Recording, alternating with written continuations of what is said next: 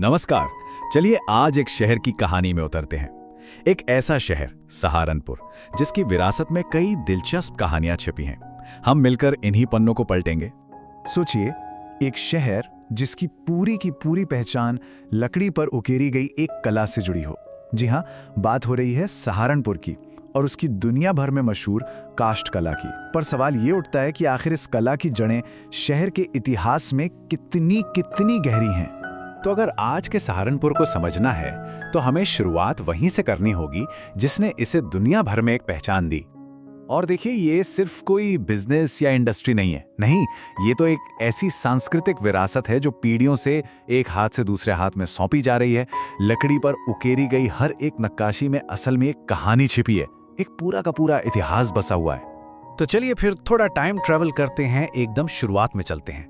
आखिर इस शहर को इसका नाम सहारनपुर मिला कैसे और इसकी कहानी शुरू कहां से होती है? इसके नाम के पीछे ना दो बहुत ही दिलचस्प थ्योरीज हैं। एक कहानी हमें सूफी संत शाह हारून चिश्ती तक ले जाती है, मतलब एक आध्यात्मिक शुरुआत।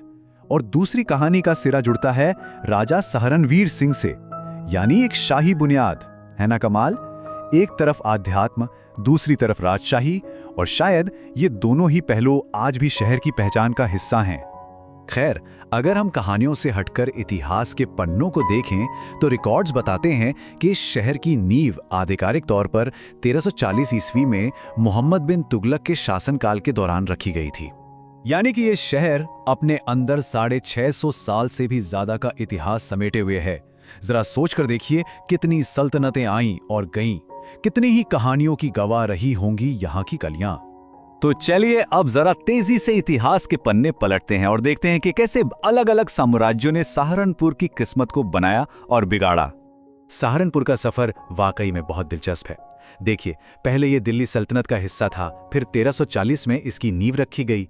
मुगलों के दौर में तो ये और भी खास हो गया। अकबर के लिए एक जरूरी जागीर बन गया और शाहजहां ने तो यहाँ एक शिकारगाह तक बनवाया था। लेकिन फिर वक्त बदला। 1757 में मराठों ने इसे जीता और 1803 आते आते ये शहर ब्रिटिश हुकूमत के कब्जे में आ गया। और हाँ, 1857 की आज़ादी की लड़ाई में भी इसका एक अहम रोल रहा। मतलब हर दौर, हर हुकूमत इस शहर पर अपनी एक अलग ही छाप छोड़कर गई।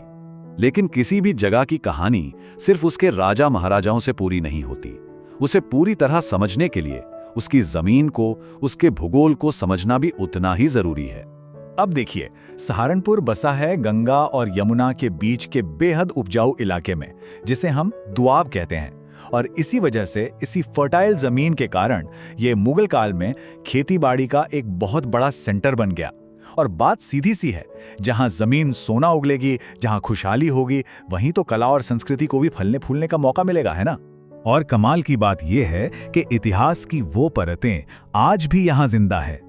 चाहे वो 19वीं सदी का कंपनी बाग हो या फिर बहुत पुराना शाकंभरी देवी का मंदिर, ये जगहें आज भी हमें उस गुजरे हुए वक्त की कहानियां सुनाती हैं।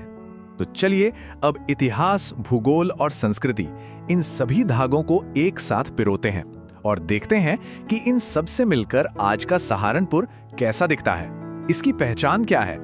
तो आज का सहारनपुर इन सभी चीजों का एक बड़ा ही खूबसूरत मिक्सचर है। एक तरफ इसकी पहचान है दुनिया भर में मशहूर काष्ठ कला से, तो दूसरी तरफ ये देवबंद का एक अहम सेंटर भी है। इसकी उपजाऊ जमीन और शिवालिक की पहाड़ियों से इसकी नजदीकी, ये सब कुछ मिलकर उस सहारनपुर को बनाते हैं जिसे हम आज जानते हैं। तो आखिर में एक सवाल मन में आता है, किसी शहर की असली कहानी लिखता कौन है? क्या वो शासक जो आते हैं और चले जाते हैं, या फिर वो कारीगर जो पीढ़ी दर पीढ़ी अपनी कला को जिंदा रखते हैं, या शायद वो जमीन जो हमेशा वहीं रहती है और चुपचाप सब कुछ देखती है? इस पर सोचिएगा जरूर।